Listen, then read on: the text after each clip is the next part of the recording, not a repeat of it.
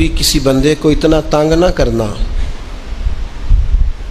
کہ وہ اتنی تکلیف میں آئے کہ وہ خود تو کچھ نہیں کر سکتا، ماڑا ہے، لیکن پھر وہ رات کو اپنے رب کی بارگاہ میں بیٹھ کے کہے کہ تو حاکم و عادل ہے مگر تیرے جہاں میں ہے تلخ بہت بندہ مزدور کے اوقات۔ پھر ایسا نہ ہو غریب ہے، ماڑا ہے، خود تو کچھ نہیں کر سکا، پھر اللہ کی بارگاہ میں تیری شکایت کرے۔ ایسا نہ کرنا۔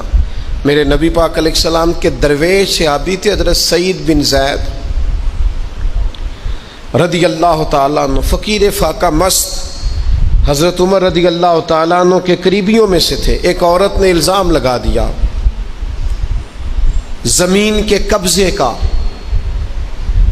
میں کیسے آپ سے کہوں کہ جب لوگ کسی ایسے شخص پر جس نے زندگی ساری دیانتداری سے گزاری ہو، لوگ الزام لگاتے ہیں نا، تو یہ بھی نہیں سوچتے ہم بات کس کے بارے میں کر رہے ہیں، کھلی ہوئی زبان ہوتی ہے، جو مرضی کہہ دیتے ہیں۔ حضرت سعید بن زید پر الزام لگا دیا، اتنا بڑا آدمی، محبوب کا صحابی، اور عورت نے الزام لگا دیا۔ اور جب اللہ والے بد دعا دیتے نہیں، لیکن جب کوئی تکلیف اتنی دے، کلیجہ پھٹ جائے، پھر بندہ کیا کرے؟ وہی بات کہ اب وہ کچھ کہہ نہیں سکتے تھے، ایک عورت پر کس طرح کوئی بات ہو سکتی تھی؟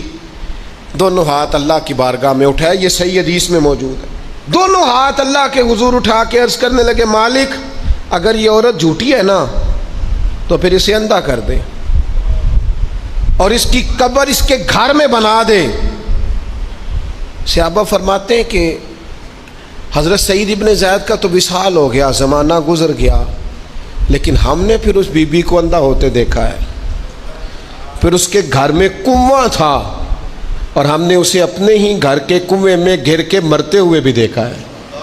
اس لیے کہ جب آپ کسی کو تکلیف دیتے ہیں، جب آپ ستاتے ہیں، جب آپ وہ بات کرتے ہیں جو اس بندے میں موجود نہیں ہے، جب آپ جھوٹ بولتے ہیں اپنے نفس کی تسکین کے لیے، جب آپ زیادتی کرتے ہیں صرف اپنی انا کے لیے، تو پھر بعضوں کا دعائے ضرر نکلتی ہے منہ سے۔